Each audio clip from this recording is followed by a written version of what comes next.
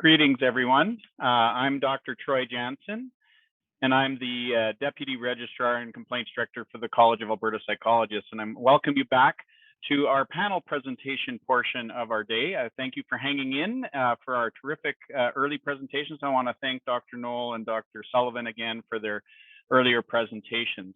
I'm going to be moderating this panel presentation, and following each brief presentation, I will be fielding any questions and observations that you may wish to share through the chat feature in during the course of this next presentation.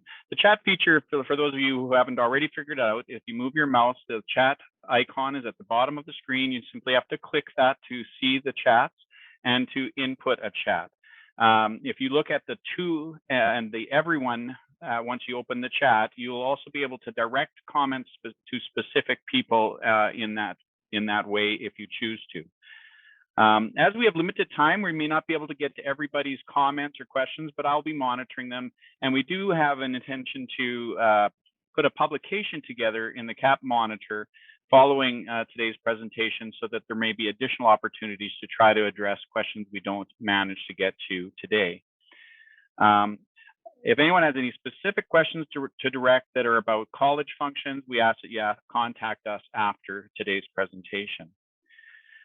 To begin, I would like to introduce our first panelist, Dr. Bruce Dick. Dr. Bruce Dick is a clinical psychologist and full professor in the Department of Anesthesiology and Pain Medicine at the University of Alberta. He also provides clinical services in the Pediatric Chronic Pain Clinic at the Stollery Children's Hospital and the Multidisciplinary Pain Center at the University of Alberta Hospital. His research interests focus on the effects of pain on human performance and quality of life, including cognitive function, sleep, and mood across the lifespan. His work also examines stigmatization of people with pain, difficult to diagnose disorders, and novel treatment approaches for chronic pain management, including distant treatment programs for isolated individuals with chronic pain. So welcome, Dr. Bruce Dick. We'll ask that his screen go live now, and he will begin as our first panelist. Thanks so much, Troy. I'll just bring up my slides here. It's really a privilege to be here today. Thank you for the invitation, and thanks for the opportunity to be with you. I've enjoyed what I've heard so far. I apologize I wasn't able to join a little bit earlier. I was booked in clinic this morning at the hospital quite some months ago, but really grateful to hear Melanie's presentation today, and what a great job she did. So as I go through this, I'm going to turn on my spotlight here, and just turn on my timer as well, so I stick to time. I'm going to talk a little bit about step care across the lifespan, both in children and adults, some of the work that we've done clinically, and also some of the research protocols that we have. Those are the main things I was asked to discuss today. I want to make it clear I also have nothing to disclose. I want to acknowledge at the beginning, just because I have a few minutes, I want to make sure that I acknowledge the really wonderful people that I'm fortunate to work with, both in the hospitals, at the Stollery Children's Hospital, in our pain clinic program, in our adult program at the Multidisciplinary Pain Center. These include physicians and nurses, physiotherapists, a great team of psychologists, and outstanding residents as well over the years that you'll hear a bit about today, and the great residents we get to work with now. I've been asked to talk a little bit about the research programs that I'm involved in, and my collaborators, so I'm glad to do that. I have three key aims in the time that I have with you. First of all, I'd like to talk a bit about psychology's role in interdisciplinary and multidisciplinary settings. And it's an enjoyable, wonderful opportunity for me to talk a bit about that. Talk a bit about psychology's role in some collaborative, both clinical science and basic science. And you've seen some great examples of this in Melanie's talk earlier. I was scratching my head a little bit about how I would talk about some of the key neurobiological underpinnings that are associated with the development of pain and everything that comes with it. And Mel did an absolutely wonderful job of that. So I have many slides I knew I wouldn't be able to get to today, and I don't need to anymore after hearing this last presentation. I think that's one of the key messages that I would hope you would go home with today, is the important connection between the mind and the body, and how that plays out in people's lives. These are some of the topics that I'm going to highlight, not necessarily in any specific order. And some of my slides, recognizing that this is being recorded, I may not spend a ton of time on some of my slides because I know you can go back if you wish to see it later and have a look at it and pause the recording as you go. But these are some of the key things that I'd like to talk about. And maybe to a certain degree, talk a bit about psychologization of people with pain, and a little bit about behavior medicine pain as well. Now, even before I get started with that stuff, I want to highlight a few key things as we work with people who live with pain in their lives. Oftentimes, these folks are vulnerable because of their medical issues and sometimes their living circumstances. They can often be stigmatized. Some colleagues and I have done some work on this over the years that I think is really important and interesting. I think it's a privilege first and foremost, and sometimes a challenge to try to be helpful for folks who live with such complex disorders. I think it's important for all of us to consider our biases, our personal biases, the biases associated with where we came from and how we've developed, our training biases, all kinds of things. And as we mix compassion and honesty as well with the people that we work with, obviously we want to do our very best to not do any harm. Now, from a research standpoint, these are some of the people that I'm very fortunate to collaborate with. I picked the projects that are really active right now, and I think especially exciting. Not to suggest any of the other work that I'm fortunate to do isn't, but I'm very, very interested in pain's effects on human performance, and maybe especially on cognitive function. There's been some great work done by a colleague named Lena Cass in Stirling in the UK, and I've had the good fortune of working with Melanie and her colleagues and her team previously on different projects. This is really interesting, the way that pain and the effects of pain happen in the brain and on the brain. I'm also really interested in diagnostic dilemmas, things that I think many of us would face on a daily basis, primarily in people who live with pain. And Kim Edwards has led much of this work, and Megan McMurtry at Guelph, Joel Katz and others we've been fortunate to collaborate with. I'm also interested in working with parents of young people with pain. Melanie's talked about some amazing work that they do in Calgary on this already. Social factors, trauma in the workplace with colleagues here in Alberta. I never thought, I'm a bit of a nerd as well, I never thought I'd get a chance to work with basic scientists. And I've been so fortunate to get to do this, looking at how the immune system affects pain, on how things like surgical outcomes and surgical techniques affect the outcomes in pain in people, even dental pain in children and older folks. I'm going to talk primarily a little bit more today about some of the things that we do related to step care programs in our clinics. I'm going to talk more about the clinical features. If you'd like to hear about the data more specifically and see some papers, I'm happy to do that. My email will be included later. Happy to share those things as well. I'm going to put a plug in here at a research level for the Alberta Pain Research Network. We had a meeting earlier this week, and there's always an interest for those interested in pain research in Alberta to connect. Tuan Trang is the chair of the committee. Dr. Noel's on the committee as well. I'm fortunate to be on the committee. It's a great, interesting committee, and I'd highly recommend, if this interests you, to get involved. You can contact me or Dr. Trang or others on the side if you wish. I'm going to highlight just a couple of the collaborative projects that we've been involved with that I'm really excited about. Melanie showed a great model that she's worked on with colleagues. This is a model that Lena has led and I've been fortunate to be a part of, looking at the way that chronic pain affects a young person's developmental trajectory over the course of adolescence, including and especially looking at executive function. And really, we've tried to highlight increasingly the impact of emotion regulation. You're going to see why that is in the coming slides because of some of the other work that we're fortunate to do here in Alberta. I was not involved in this publication in any way, but I highlight it. Our pediatric publication is in press. It hasn't come out yet. I don't have anything to show. But Joel Katz was a key leader in both of the project, both in our pediatric project and now with this paper that you'll see. I think that this should be a required reading for psychologists and anyone maybe who wants to work with folks who have chronic pain. It's a great article and well worth reading, and highlights many of the neurobiological aspects of pain experience that Melanie highlighted in her presentation. This is another basic science project that I had the good fortune of being involved with. Paul Boache is now a postdoctoral fellow in Texas, looking at pain in people with cancer and in people who live with HIV. We collected a group of scientists who are pain specialists, sleep specialists, another basic scientist, Brad Kerr, a psychiatry expert and a neurochemical expert, and came together because Paul came to me one day and said, Bruce, I want to do something clinical. I want to bridge the bench to the bedside. He's a fellow who spends a lot of his time looking at cells under a microscope. At the time, he was looking at rat cells of the spine, and said, I want to do something with humans. And so we sat down with some friends and colleagues and talked a bit about this. And we decided he'd look at the basic neurobiological underpinnings related to chronic pain, related to sleep disturbance, which thankfully Melanie also highlighted today, and mood alterations. Now, this paper is 5 years old, and so it's outdated already. In fact, one of the reviewers asked us to make sure that we put in figure 3 that this is an oversimplified summary. And the reviewer also said that by the time it was published, it would be obsolete. But this is what's important, and Melanie highlighted this really effectively. There's so many factors involved in the genesis, in the evolution of pain in people, mammals generally. And environmental factors play a massive role in these effects as well. And I think we need to pay attention to this, given how common it is for people to psychologize folks who present with pain, and pain for somewhat maybe mysterious reasons.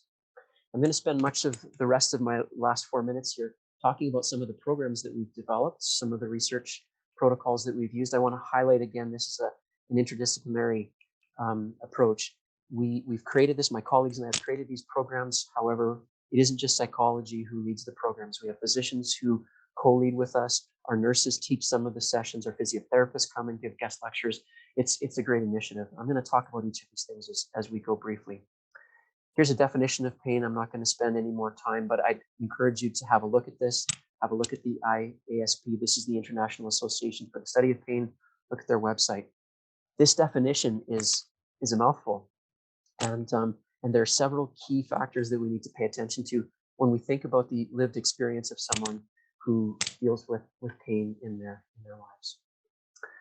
Melanie's already talked about the epidemiology, again, about 1 in 5 people, both in childhood and adolescence, and also in adulthood. These estimates will vary based on how the pain is categorized. And the older we get as our population ages, these upper limits are predicted to rise into the 70s and 80s if we live long enough.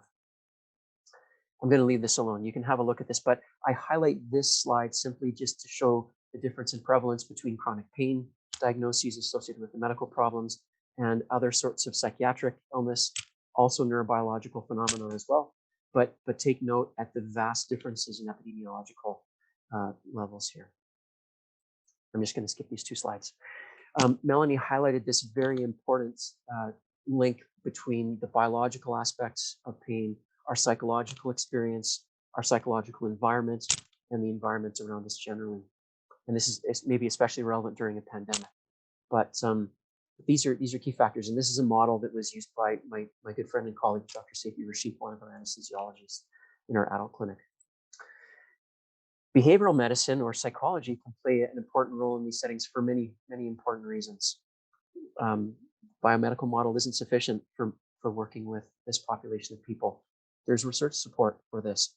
And the key of targeting the mind-body connection is, in my opinion, and in many people's opinion, critical. While medical closure is never complete, it's something that we aspire to and that we work closely with our medical colleagues for. This is critical as we conceptualize people's experiences as they live with pain. And much of our work in this last bullet is really associated with helping people move toward managing their pain and moving toward a level of acceptance of that, which is a tall order. Mark Simmons, another one of my anesthesiology colleagues, came up with this model. He went to United Cycle here in Edmonton. They were kind enough. He asked for a bike wheel, preferably something that's old and decrepit. They gave him a brand new expensive $800 bike wheel that someone had just left behind. So if you're missing your tire, it's no longer at United Cycle. Mark went home and he took a sledgehammer to it and beat the living daylights out of it. It's now bent. It's now the spokes are broken off, and he uses it as a metaphor for our lives, and our lives are like a wonky wheel. Sometimes pain can become the center of that wheel in our patients' lives. And what can happen, and Mel highlighted some of these key factors, including she talked about sleep and stress responses and other things. These things all revolve around the centrality of pain in people's lives.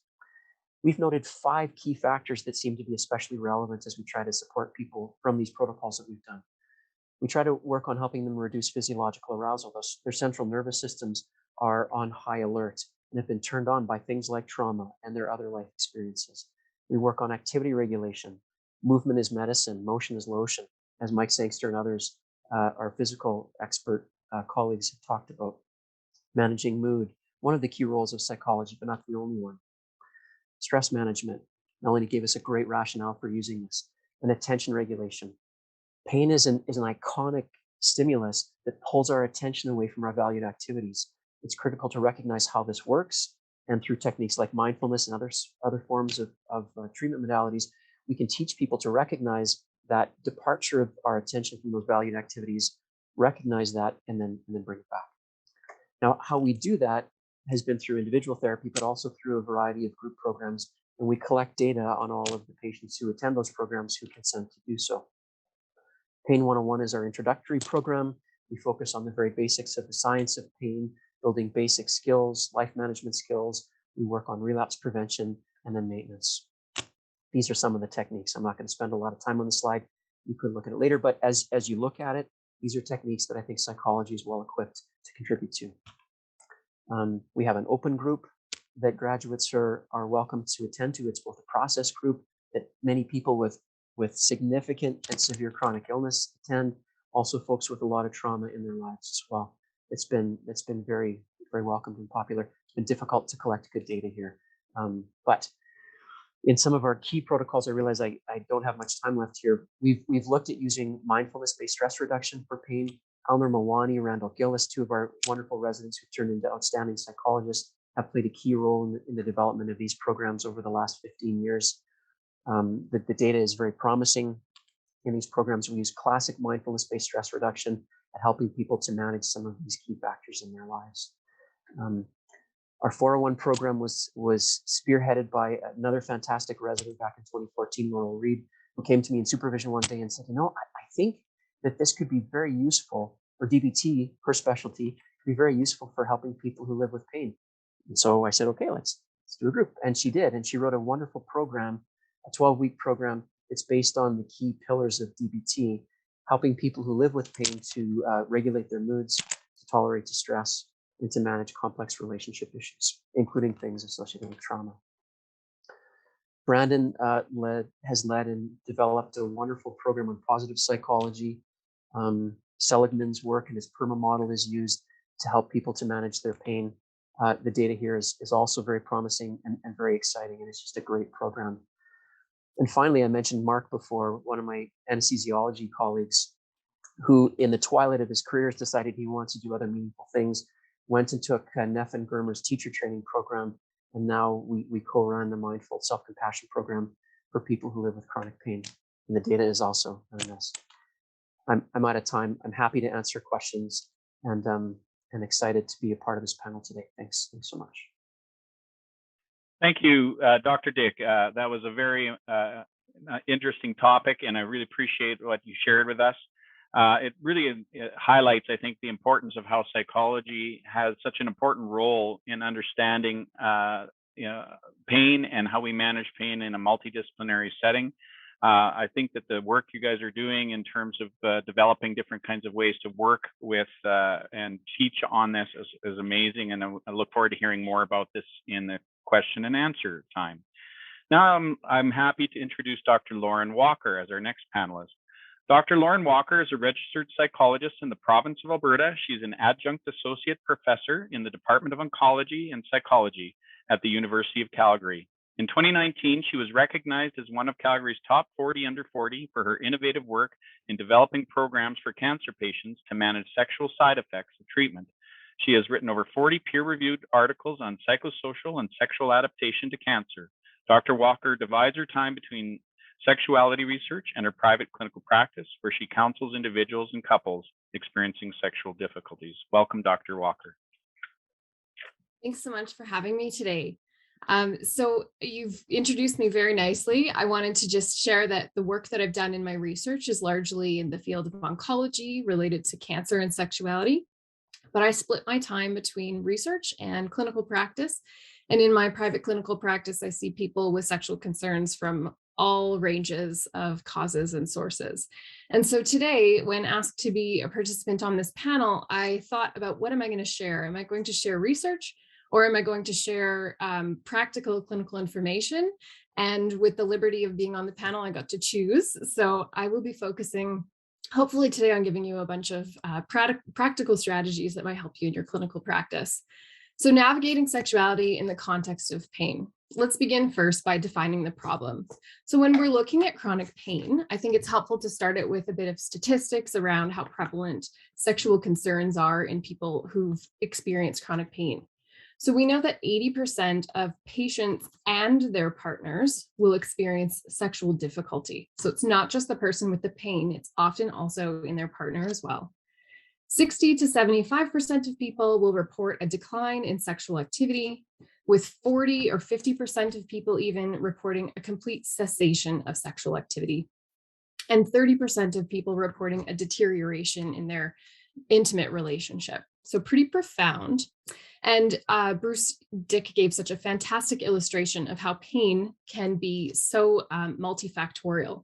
And so I want to acknowledge that the pain symptoms themselves can interfere with sexual functioning and sexual experiences, but so can the treatments. So in many cases, medications can interfere with sexual function, and also the sequelae that come along with dealing with chronic pain when it comes to insomnia and fatigue, focus on attention related to painful experiences, etc.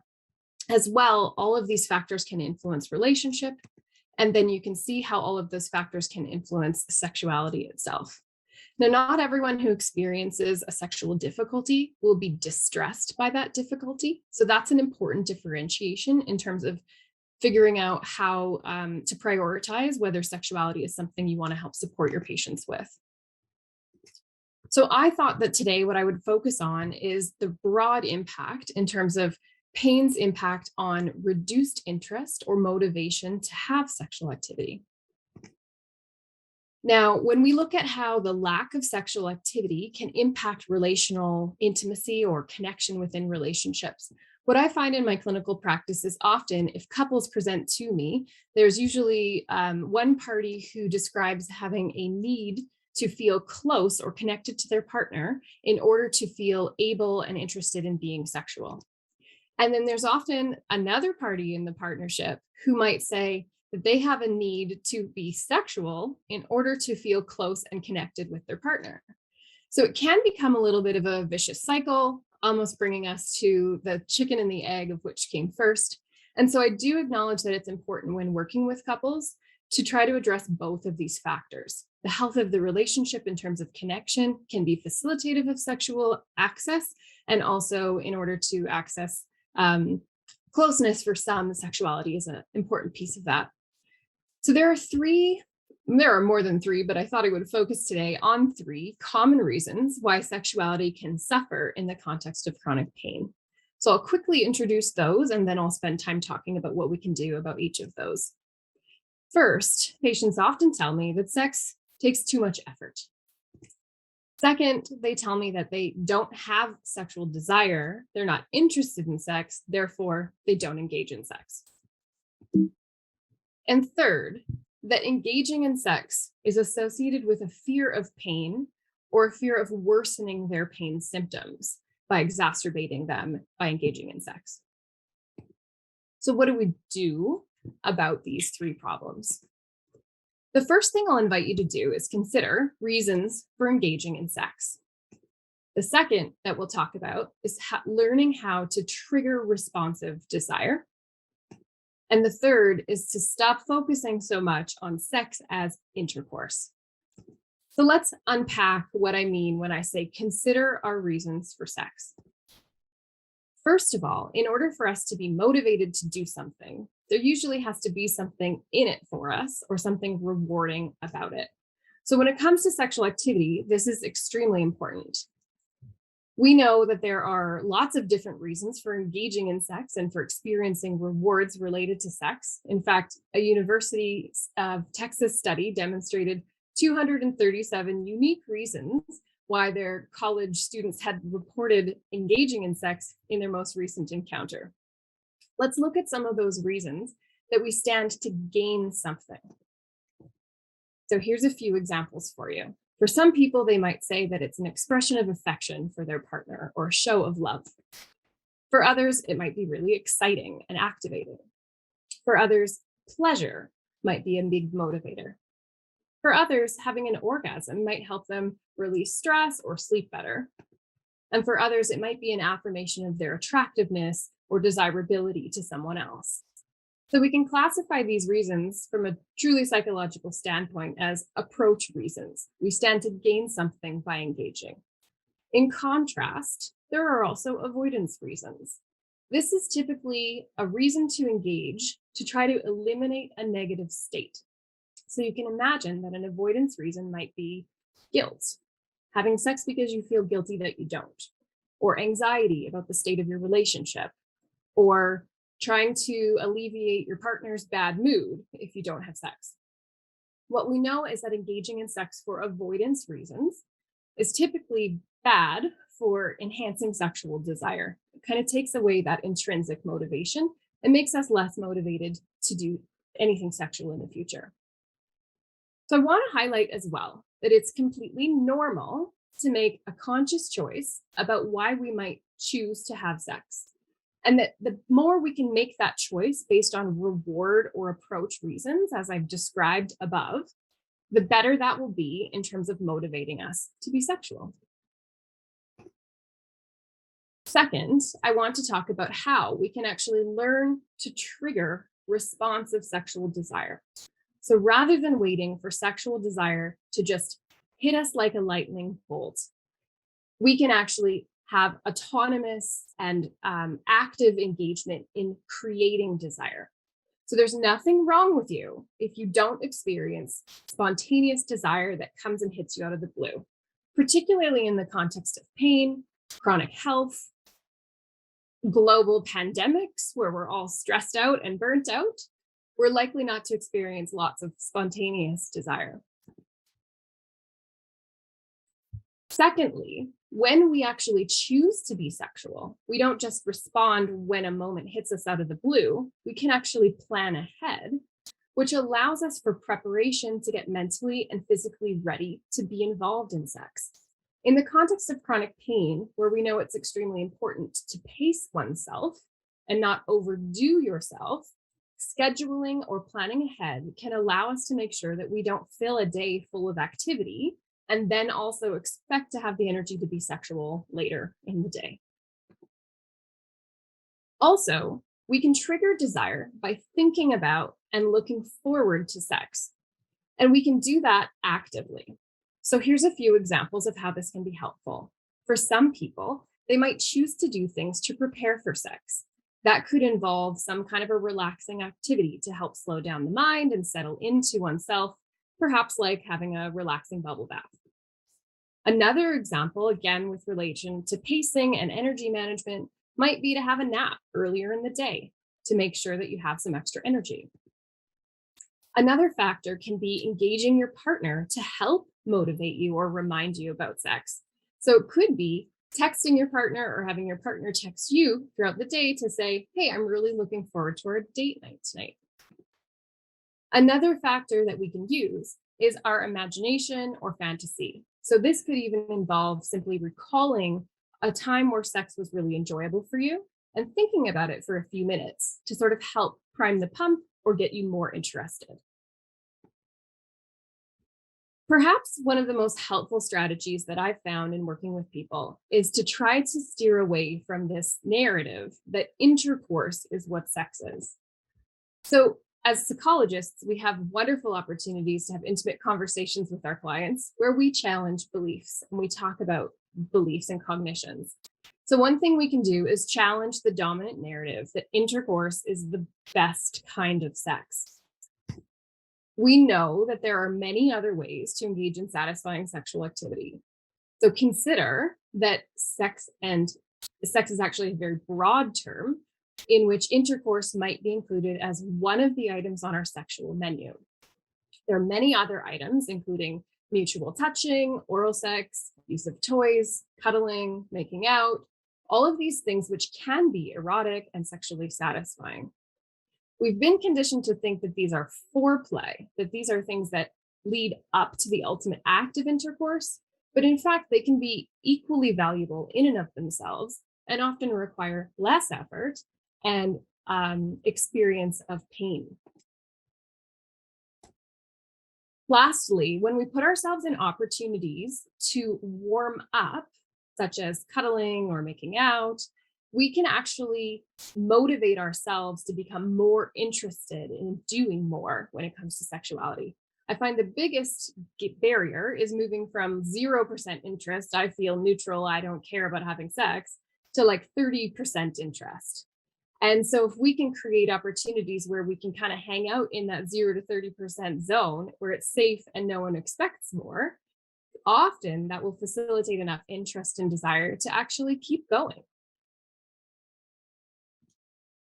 So my primary reference for this talk today is Rosemary Bisson's work on the circular sexual response cycle. So if anything that I talked about was intriguing to you, I would encourage you to continue to delve into that work to understand sexual response better.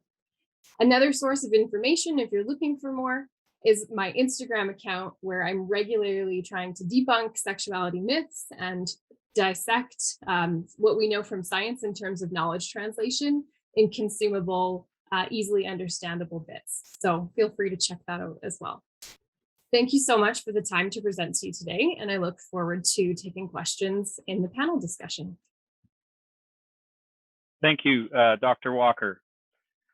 We really appreciate your presentation on the relationship between pain and sexuality, and the highlights of the many roles that a psychologist can play that are important in that work and are often overlooked. It's an important aspect of both health and well-being, and I think it's an important topic for all of us as psychologists. Next, I'd like to introduce our final panelist, and I'm happy to welcome Dr. Caelin White. Dr. Caelin White, I believe, is joining us from Manitoba and is completing his honors degree at the University of British Columbia, his master's and doctorate degrees at the University of Manitoba, and his pre-doctoral internship at the Calgary Clinical Psychology Residency. In private practice, Dr. White provides individually tailored evidence-based interventions for a broad range of difficulties in adults and adolescents, including anxiety and mood disorders, chronic pain, trauma, emotion regulation, self-esteem, and life adjustment.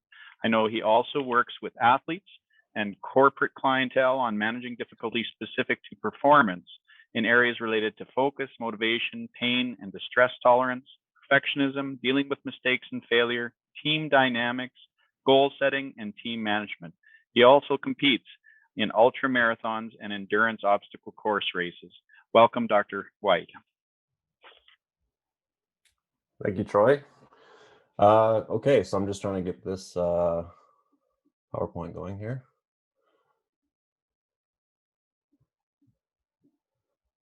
Okay, hopefully everyone can see that. Okay, so as Troy mentioned, my contribution to the panel today is coming from a sport performance angle. So I'm going to be talking about how athletes and high performers actually manage pain and how they deal with this in competition, and obviously translating this to clinical practice and how you can use it in your own practice. Hopefully there's some information for you to glean from this. So here's just a bit of a preamble in terms of before I actually get into the details. So this is obviously a basic overview. I have about 10 or 15 minutes to cover a lot of important material. So this is not comprehensive or detailed by any stretch.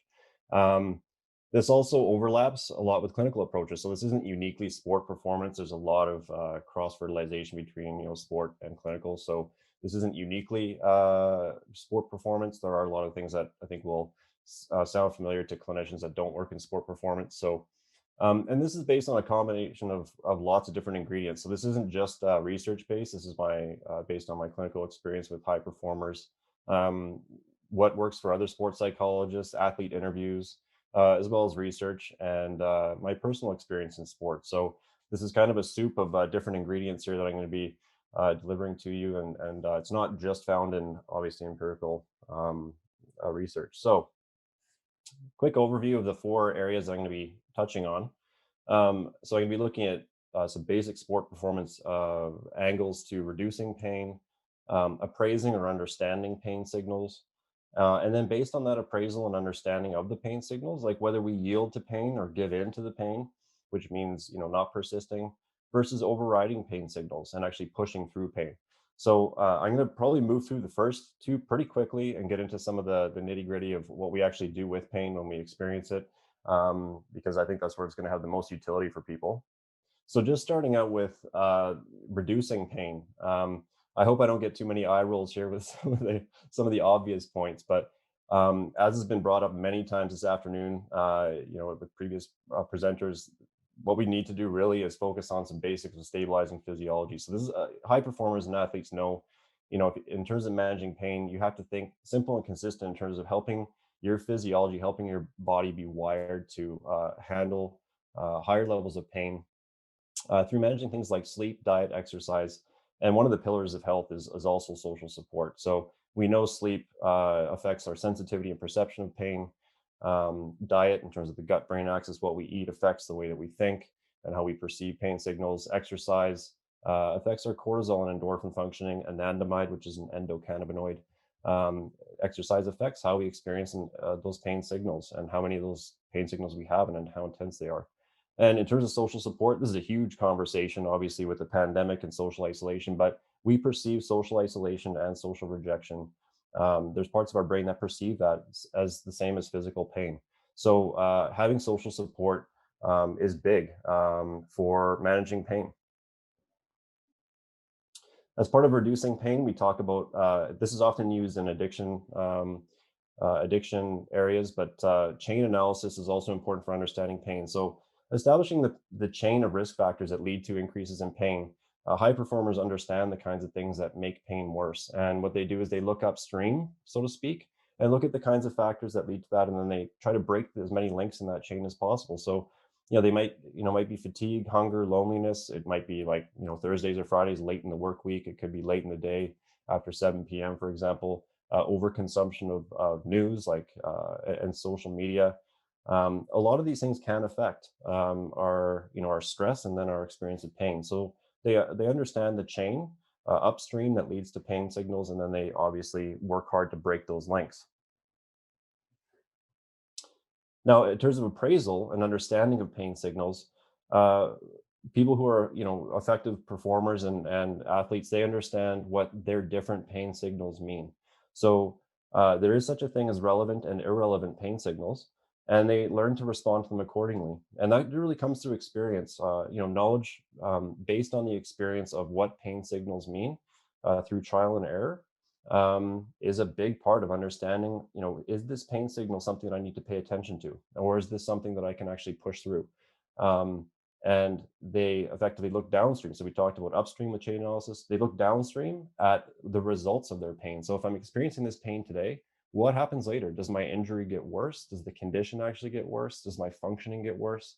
Or did that pain signal just come and go and actually nothing came of it? So they understand the relevance versus irrelevance of pain signals, and they respond to them accordingly. And everything I'm going to talk about now has to do with what we do with those appraisals. So in the context of a relevant pain signal, so understanding that this pain that I'm experiencing right now is likely to, if I push through this is likely to result in a worsening of the injury, a worsening of the condition, then that's an important relevant signal that means that we should withdraw. So there are healthy and adaptive ways to withdraw or disengage from activity when we're experiencing a pain signal. And what is involved in a performance mindset is around embracing your humility. You're a human, you have limits. You're not going to be able to, just do whatever all the time. There are limits to what we can do, especially in the context of pain and injuries. And that means also embracing and cultivating a mindset around self-compassion. So really, understanding that you might push yourself very hard. A lot of athletes do, whether you want to call it like type A or obsessive compulsive personality or perfectionistic. People who push themselves really hard need to cultivate a mindset of self-compassion so that when they disengage from activities for active recovery, which means, less is more, sitting it out actually allows your tissue to repair, that when you engage in those rest, that you're also being self-compassionate. And this isn't kind of fluffy pseudoscientific kind of stuff. This is like training self-compassion, and that mindset is a very trainable thing and does lead to increases in performance and life engagement. One part that I'll just mention here around yielding to pain signals is around, when people do have chronic pain and it does affect their life, it does affect their functioning, they can't do the same things that they were able to do before. it does involve and require evolving as a person. That means that your interests are probably going to have to change. It might even affect your identity of how you see yourself as a person. A lot of athletes define themselves by their sport, and they define themselves as athletes. If their pain alters their functioning or their ability to perform, they have to kind of expand their identity and evolve as a person, to see themselves as more than just athletes. And this is true of any person if they're experiencing pain. You have to evolve and be flexible and adapt. And that is a big part of how to, in a healthy way, yield to pain.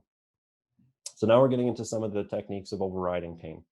I'm probably going to move through this pretty quickly, and I know this is being recorded, so I'll just I'll defer to you, I guess, going to the video later and slowing these slides down, looking more closely. But here are some of the components of how to push through, how to persist what we would consider kind of like an irrelevant pain signal. So a pain signal that is just there doesn't mean that your injury is going to get worse if you persist. So some of the main components are establishing personal values. So answering the question of like, why bother pushing through this? Embracing psychological incongruence, which I'll talk about in a second. Not making meaning of pain signals. So I know a few minutes ago I talked about understanding what a pain signal means, but once you determine that a pain signal is not relevant and you can push through it, it's about disengaging from the brain's tendency to make meaning of it. And mindfulness training is a big part of that. So I know a lot of these concepts are overlapping, but I'll just break a few of these down for you, so you can see how it works in practice. So going back to the idea of clarifying personal values, if you understand the function and purpose of a behavior, and that can inject meaning and purpose into what you do, and that in turn increases discipline and grit in the face of pain. So if pain arises, understanding, if I can push through this, if I continue to do this activity, it's going to serve a function in my life. Maybe if I have pain and I still go out for a walk, that helps my health, that increases my longevity, and I can be around longer for my kids if family is a value to you. So understanding your values can increase that discipline and grit. So there's this perception that we need our thoughts and feelings to be congruent with the behavior in order to act. And so an example of this would be like, well, I need to be pain-free and then I can go for a walk, or then I can go for a run. And the important thing to consider here, and this is what a lot of high performers do, is they understand the reality that is an illusion. We can actually behave, we can engage in actions that are not congruent with our feelings and our thoughts. And so the reality is, if you're experiencing a pain signal that is irrelevant, then actually training your thoughts to like focus on the pain signal, like there's a pain in my leg, and then say, and I'm going for a walk. I'm taking this with me. The fact that I have this feeling is not a deal breaker in terms of the things that I can do. So they understand the power of and, right? Which is, there is this feeling I'm having, there's this thought that I'm having, and I'm engaging in the behavior. So you label the thought or feeling and you take it for the ride. So the concrete trainable skill that underlies all this is mindfulness. And I know it's a bit of a buzzword, and we hear mindfulness just about everywhere. You hear that word, but there are some misconceptions about what mindfulness is. And in the practice of managing pain, I think understanding what it, fundamentally what it's used for is important. So this is an essential skill, and it involves the present, non-judgmental observation of experience or consciousness itself. So it involves observing consciousness and in the present, and not judging that experience and just leaving as it is. So mindfulness is not about being calm, and it's not about clearing the mind of all thoughts and judgments. So this is often something that, when you hear meditation, we often think, well, you need to be calm and you need to not have any thoughts in your mind, but that's not what mindfulness is about. What mindfulness is about is the present non-judgmental observation of an experience. In this case, we're talking about pain. So letting yourself have the pain as it is.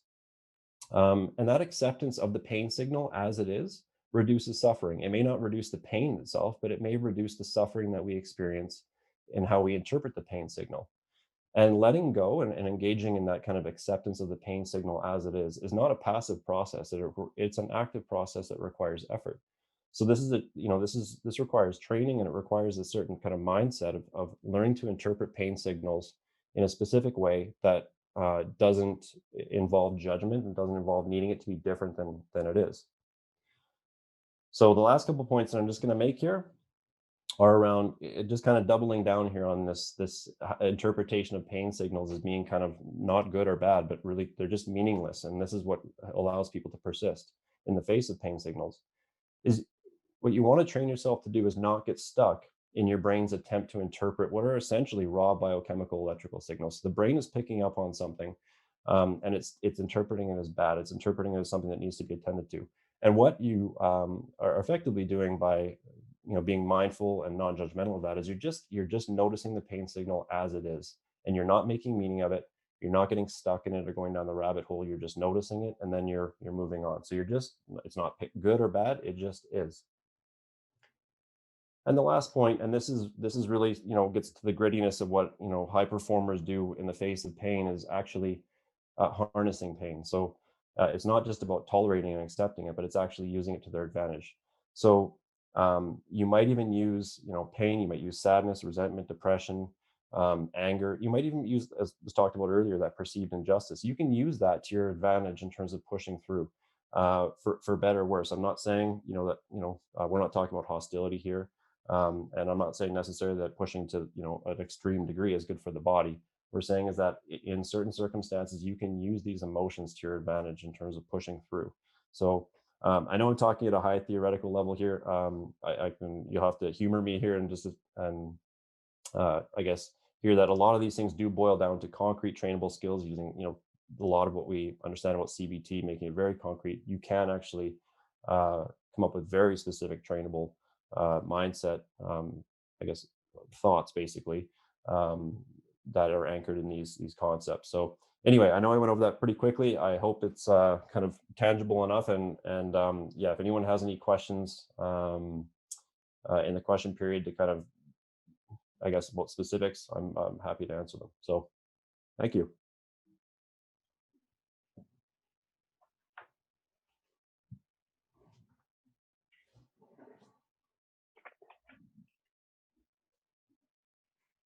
Excellent. Thank you, Dr. White, for your presentation and for talking to us about sports psychology, how it relates to pain. I know as a father of three now young men and who have all been athletes, and having been a coach and wannabe athlete myself, I can relate to the idea of pain from all my own war wounds over the years. I also think it's really important that we can speak directly to the increasing recognition and value of what psychology brings to athletes' high performance activities, and that these concepts can relate not just to high performance athletes, but to other individuals who in many different ways. So that concludes the panel presentations, and we're going to ask that all of the lineup of speakers now be made live so that they can participate in a time of question and answer. I've been dutifully trying to pay attention to all of the comments as people have been presenting them. I'm going to try to do that justice by presenting comments or questions to the various panelists and or the keynote speaker and or Dr. Noel. And I'll present each question as it comes up in no particular order, but I do want to make sure that there's opportunity for you to interact with some of the questions that arose as each of you were presenting. So I'm going to start with a question that I'm going to direct to Dr. Sullivan if he's present. I'm not sure I see Dr. Sullivan present. Is Dr. Sullivan present? Let me just double check here. Actually, no, I'm going to start with directing a first question to Dr. White, Caelin White. Dr. White, you were talking in your last presentation about sports psychology, pain, and in high performance situation. I just wonder if you might comment, and I think you alluded to this a little bit, but on the role of grief in chronic pain. Very good question. I think there's probably some better equipped psychologists here on the panel that might even, or that presented earlier, that could probably chime in on this too. I do work a lot with grief and trauma as well outside of the sport and just my clinical work. And grief is interesting because you can, I guess some of this is anecdotal. You can certainly use grief to your advantage in a performance situation. There are a lot of athletes out there that perform at very high levels when they're going through hardship. It's the same for trauma. At the same time, we know the effects of how trauma and grief can impact the body, how we experience stress, how we experience pain. So it can be detrimental to performance. So I would say it's a bit of a double-edged sword. It depends on how it's used. I guess without knowing more about, the specific, question in terms of how what this person's asking about the effect of grief on performance, I probably can't say much more than that. But certainly, I would think of it as a double-edged sword in that way, that it can be used really to elevate people's performance if it's something that is symbolic for them. They've lost a loved one, and they can channel that energy and channel that grief into their craft, into their sport. At the same time, grief does certainly impact the body and impact the way that we function, biochemically, the way we experience stress, and so it would be, it would also be detrimental physically and to performance as well. So maybe I'll just stop there. Excellent. Thank you for that. Thank you for that. This next question is for Dr. Lauren Walker on sexuality. And there's one person who comments on suggestions for research for a male who's experienced chronic pain and reports it preventing them from reaching climax, and that this is now distressing to them. Is there any kind of suggestions you might have in such a situation? Happy to answer that question. I was just going to say, I don't know if anyone's watching Melanie in the chat box. She's having trouble getting her video accessible. So the question around men, the specific patient in mind who's having chronic pain and difficulty experiencing climax. From a psychological standpoint, I think looking at values and beliefs around overemphasizing perhaps that climax or orgasm is the ultimate part of sexuality, recognizing that there can still be pleasure that is experienced throughout a sexual encounter, even if it doesn't ultimately culminate in orgasm. From a physiological standpoint, there can be other inhibitors that could be playing a factor with that with regards to pain medication. Opiates can have impacts on gonadal and hormonal states. And so there could be, like, from a multidisciplinary biopsychosocial model, a role in taking a look from a physiological standpoint with assessment, hormones. And another role that I think is also really valuable when it comes to sexual pain is pelvic floor physiotherapy, both for all genders, I would say. So I think coming at that from a multidisciplinary perspective is probably the most helpful. But if you're also just looking at the therapeutic piece, I think it comes down to expectations and assumptions about what sex should like and what the most valued parts of sex are. And perhaps I kind of think about it like throwing that sort of expression of throwing the baby out with the bathwater. If you don't have all of the aspects of your experience intact, does that mean that you sacrifice other aspects of your experience that may in fact be rewarding? Excellent. Thank you. Thank you for addressing that, Dr. Walker. I'll now turn a question to Dr. Sullivan. I'd intended to ask you a question early on, and this actually came from somebody that was listening to the keynote presentation. You had presented very well on the role of injustice in pain, and one of the factors in injustice that you mentioned was blame. Their question was, what's the role of self-blame in pain? And I wonder if you would be willing to comment on that. Yeah, and it's interesting. I mean, from a data perspective, I could speak to the results of the study where we asked individuals about who they saw as the potential sources of their sense of injustice.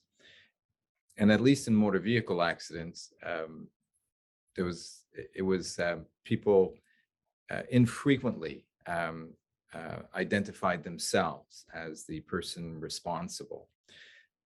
But that would be a nature, I think, of the sample as well. I think in terms of self-blamed, at least in the discourse of a lot of individuals who have persistent pain conditions, you'll often hear self-blame about not necessarily the cause of their condition, but certainly exacerbations of their condition, like I should have known better than to do this kind of thing. And self-blame, it's like from what we know about previous research, is that if self-blame is going to lead to corrective action, then it has adaptive value. But if self-blame is only going to be part of rumination, then it's just going to lead to increased distress and probably increased pain as well. Excellent. Thank you. Thank you for addressing that. My next question is for Dr. Noel. Dr. Noel, one of the things that you brought up very well in your presentation was sort of the relationship of parental post-traumatic stress in relation to childhood or pediatric pain. And what my question for you is, what therefore is the imperative of involvement of parents in pediatric treatment? Oh, thank you. I don't know who asked that question, but I'd like to give them a hug. So virtual hug. I know Bruce understands because he treats families. Anyone who works with kids knows if you want to gain traction and improve response to treatment, you really need to also work with the families. So it makes our work complex, but really it's essential, especially in the context of chronic pain, but I would argue mental health more broadly. So our treatments, even just focusing on pain, all of our effective treatments for pediatric chronic pain involve a parent component. So that would be, really targeting parents, traditionally parents' responses to children's pain. So it's within an operant conditioning kind of framework where we are reducing that kind of overprotectiveness, that excessive sort of attention for pain behaviors, and trying to shift that into more adaptive, facilitating the child's engagement in life.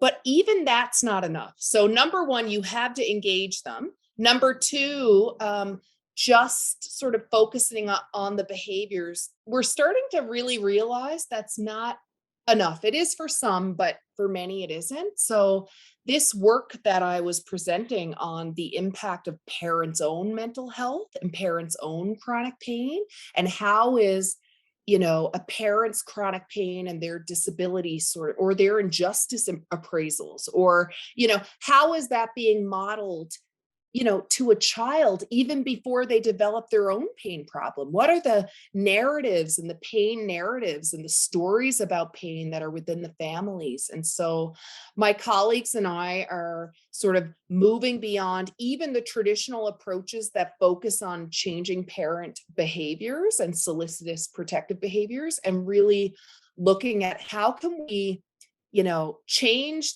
our approaches to actually approach and affect parents' own distress, emotional, mental health and pain. So actually a colleague here in Alberta, a fabulous early career researcher, Katie Burney, has developed a program, an acceptance commitment therapy program targeted at parents who have pain, to really focus on their own distress and their own pain, to look at impact on the child. And Tanya Palermo in Seattle did a problem-solving skills, basically behavioral treatment with parents. And she showed that just by reducing parent distress, they had an impact on reducing child pain and mental health. So whoever asked that, let's talk. You have to bring parents in, honestly, unless you're dealing with, some dysfunction in the family and need for autonomy. You really got to approach parents' own well-being, not just their behaviors. Excellent. Thank you very much for that response. It was actually my question, and it's a bias I have as I work with pediatric populations in terms of always wishing to work with parents, but knowing how to effectively do that is an important question. So I really appreciate your answer. I'm actually going to bridge this to Dr. Dick, because I know, Dr. Dick, you also work with a lot of pediatric populations, and maybe you'd like to chime in on that.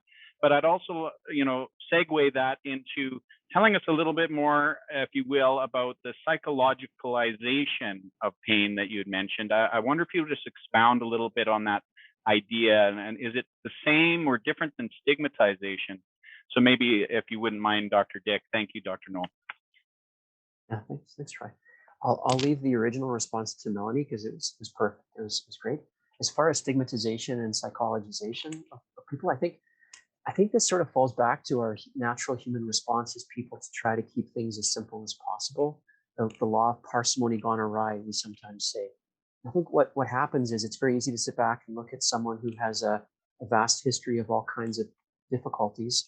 And there were some great comments in the chat much earlier today when it came to the insurance company issue that I think maybe overlaps at least slightly here. I think we all want to find the simplest answer, and you've heard many great perspectives today from everyone involved about all of the reasons why pain can become a part of key vicious cycles in our lives. And so we would suggest there's more to pain than just both the sensory experience, our environmental experience. It's a big jumble. But unfortunately, so many people tend to just jump to what they think is the simplest answer. This went wrong, therefore all of these other problems are a problem. I'll maybe leave it at that, but happy to comment more later if that'd be useful. Excellent. Now I'm going to raise a few questions that'll be a bit more free for all for anyone who wishes to chime in. And really this is coming from a number of places, but and maybe this might be best for Dr. Sullivan first, because it arose from your keynote address, and it was about the concept of alliance. And what if the client doesn't want you to ally with their own recovery, and either consciously or subconsciously might be invested in either sick role or victim role? And I wonder if and maybe you can talk about how you'd approach something like that. So I think it's a good question, and I think you need to take a sequential approach here, where I think we need to presume that all of our clients would like some help if they are presenting themselves to us. I think to presume anything else is going to impact negatively on your ability to build the working alliance that you're going to need to assist the client in moving forward. Now, I think to suggest that all of our clients honestly and genuinely want to improve would be naive. I think that there are a number of contextual factors that can impinge negatively on a person's investment and engagement in recovery. A lot of those, I think we have to be cautious about, because they're more often than not inferences that we make, more than anything that we can that we can identify with confidence. Now, to the degree that someone is not invested in recovery and is more invested in a sick role, or is being opportunistic for financial reasons, I mean, eventually you're going to see that the individual is just not improving. And at some point, I just address it with the client and say, Jack, it's one of the things we were hoping is that we would have been making some gains in these areas, and that's not happening. And so I'm asking myself, is this really the right treatment for you at this time? So that at the very least, you can disengage from a treatment that is not going to be yielding benefit. I don't know the degree to which anything is gained by directly addressing with a client their reasons for, or let's say, their potential lack of genuineness in embarking on a recovery process. All right, thank you very much for that. That question for me comes out of, I know many of our members work often in a context where they're providing treatment services for people who've been injured in workplace injuries, and there can be a whole lot of factors and motivations involved in those kind of situations. One other question that I'll put now and others can certainly chime in and add to Dr. Sullivan's response to that, but it raises some ethical questions and even philosophical questions around what are beliefs, what are helpful beliefs around the idea of pain, and what are unhelpful or irrational beliefs, if any, and what are our obligations in response to those beliefs or the pain itself? And that's a complex question, but it's sort of like for Dr. White, for example, pushing through pain, is there a point where that becomes, that there's an unhelpful belief, or maybe even a damaging belief for that patient, or in other contexts where, where we're facing maybe this, the motivations around the sick or victim role, and where should we as psychologists address it from a philosophical place, this idea of beliefs about pain? Wow. Yeah, that's that's a big topic. Geez, I mean, off the cuff, I would say this really starts with understanding, well, for sure, the patient's, or sorry, client's worldview. Really understanding what their thinking is about pain, understanding a lot about that first before I would make any sort of moves clinically. But um, I guess I would circle back to values. And this, for me, the reason that comes up is because, injecting or projecting, I guess, meaning onto what they do and taking ownership of their own life, taking ownership of their own treatment, taking ownership of their recovery process and their management of pain. Having that ownership is critical. I mean, we ultimately, as clinicians, I mean, this is my bias, is, we really want to step outside of the ownership and have it really be about them taking the lead in what they're doing. And so understanding what pain means to them and their beliefs about pain, and how they work with pain, the way they approach treatment, and what they do to manage it, being functional for them, and having some purpose and meaning for them, I think is critical um, for what we're talking about here. And then of course, you can translate to the more actual clinical tools that we use. Like, okay, well, if this is your belief, and this is why maybe persisting or yielding to pain is functional in this case, then how are you going to develop a mindset around this? How are you going to know what cues to pay attention to? How are you going to manage some of these risk factors? And then at what times are you going to be intentional with either pushing through or yielding to pain, and kind of and backing off and finding that balance? So hopefully that's not too kind of vague and theoretical, but I certainly think values and understanding a person's um, how they well, I guess their purpose and how and their ownership of the treatment process is critical. Maybe yeah, I mean, I don't know what others' thoughts are, but I'd love to chime in if that's okay. I think your answer is fantastic, Caelin. I'm also thinking about the specific example, Troy, that you mentioned with regards to pushing through. So as I was listening to your talk, um, I thought, okay, I can see where pushing through pain so that you can go for a walk is a necessity in life. You can't stop walking just because you have pain. However, in the contrast, when I'm working with, in particular, women with pelvic pain, there's a real like with painful sex, there's a real tendency to just push through and hopefully I can get it over with, which really inhibits the capacity to enjoy one's experience or experience any pleasure. Really, this like check it off the box, get it done. And what it does is condition you to always experience and expect pain, and can even cause like further like neuroproliferation of sensory experiences of pain. So I'm kind of on the opposite side of not push through when it comes to pain. And I really encourage people to find other ways to experience pleasurable activity, to really protect and preserve that rewarding aspect of sexuality. But encouraging them to kind of think about, how do they experience pain? How intense is it? Is it something that maybe is mild, like maybe a 2 or a 3 out of 10 on a scale, that maybe they can work with that? But if it's something really high, to not push through. And I think when we look at how do we define pain, right? That's how our beliefs and our values are about what we believe about pain.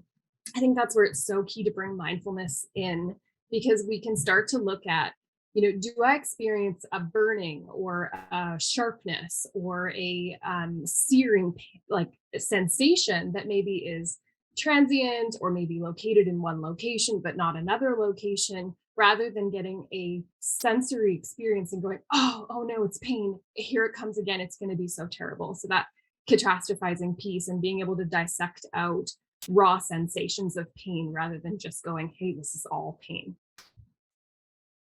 Excellent. Thank you very much. Did anyone else want to weigh in on that bigger question?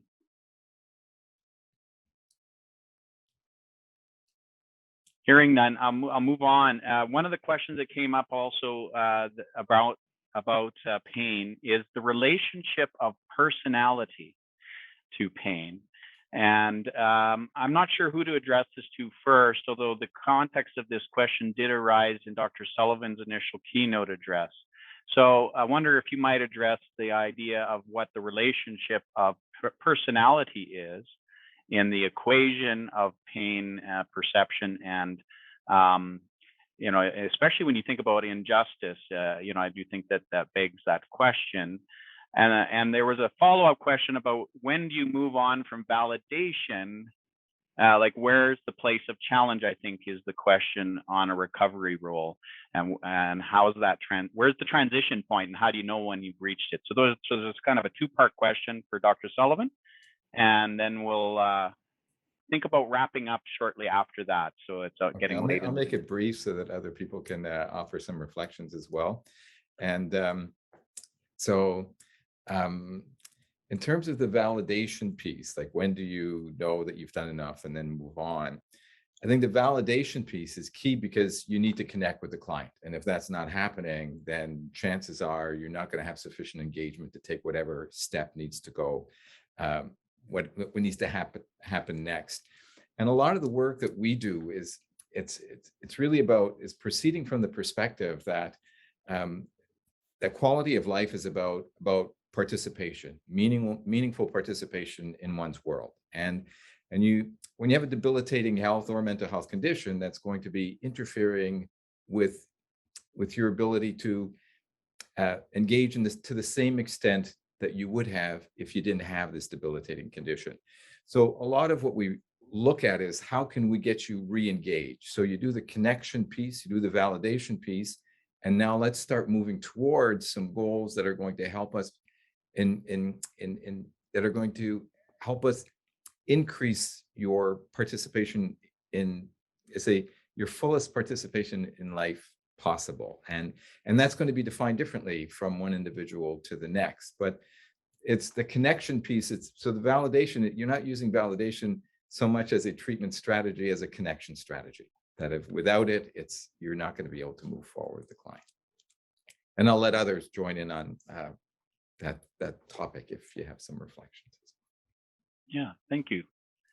Does anyone else want to chime in on any of those pieces? Yeah, I want to, Mick, I have to talk to you later because, validation's been hardly touched within pediatric populations, but some of the work that we do on diagnostic uncertainty, which is sort of this belief that your provider it hasn't given you an accurate explanation for your problem, and this sort of unrelenting search or sense that something more sinister is going on. It's very common in chronic pain. And we find that a lot of that is sort of driven by the clinical encounter. And a lot of, at the core of that is sort of feeling invalidated. So anyway, there's so much to be done there. In the question you talked about personality, and I just have some fresh new data I'd like to share. We followed kids, that's the other thing. Weirdly, not a lot's been done with personality and chronic pain, especially in kids, but we collaborated with a child psychologist who works in psychopathology. He's really interested in intergenerational transmission of mental health issues. He's a personality researcher, and we followed kids during the pandemic to look at whose pain was getting worse, whose mental health was getting worse, and why. And so this paper is under review, but we found that actually those right now in the pandemic who are more personally impacted, both economically, socially, academically, like in all the ways, are obviously doing worse with their pain and mental health. But actually that is completely moderated by personality, both parents' personality and child's personality. So not surprisingly, those who are higher in neuroticism are tend to do worse, especially if they're more personally impacted. But conscientiousness and extroversion are very protective. So I think I just wanted to kind of throw that out because that's some fresh kind of personality data. And I think there's more that we can sort of do in that sphere. A lot of introverts are saying, I'm doing great. I don't mind the restrictions and all of that. But actually, extroversion is a good thing, which is great for me because I'm a big extrovert. But yeah, we need to know more. There's not a lot of empirical work on personality and pain, which is strange.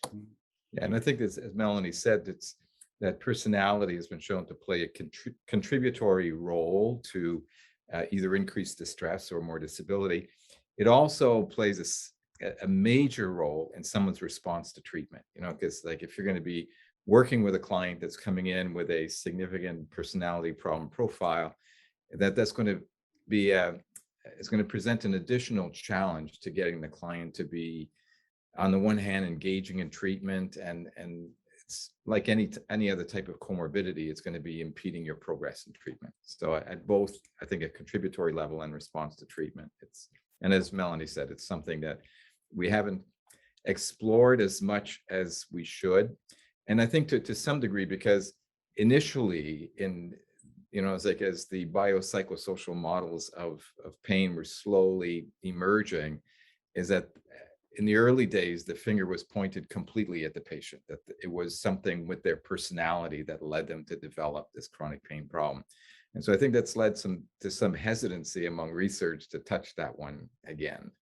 Can I just add in, and I don't have an answer for this, but like, what about personality match, right? Like, I don't think a highly introverted 11-year-old boy will probably enjoy working with me or benefit from me. Like, so what is the match as well, right? And I like what you just said, Mick, because some of the work we're doing on the clinical encounter is really calling out some difficult dynamics with physicians that it's interesting to get this stuff published. It's, and then some of the families are saying, like, they're saying that some of these encounters are doing harm, and like are actually like using abusive analogies and stuff like that. So I think I don't shy away from that, but I think we do need to look at the other side of the dynamic and the match between the, provider. They weren't psychologists, they were physicians, but the provider and the patient, and that encounter that happens is so core to like the beliefs and like all of what we're talking about, and the treatment trajectory. And but it's controversial, Awesome. I really appreciate all the comments. I see that it's past 4:30 now, and so I am going to wrap it up. There's so many more questions that we could put to all of you, and I wish I could keep you on the line for hours to come, because there's actually so many more questions that I didn't get to. So the good news is, for all of those who hung in there till the end of the day today on a Friday, that we are going to be asking our panelists and our presenters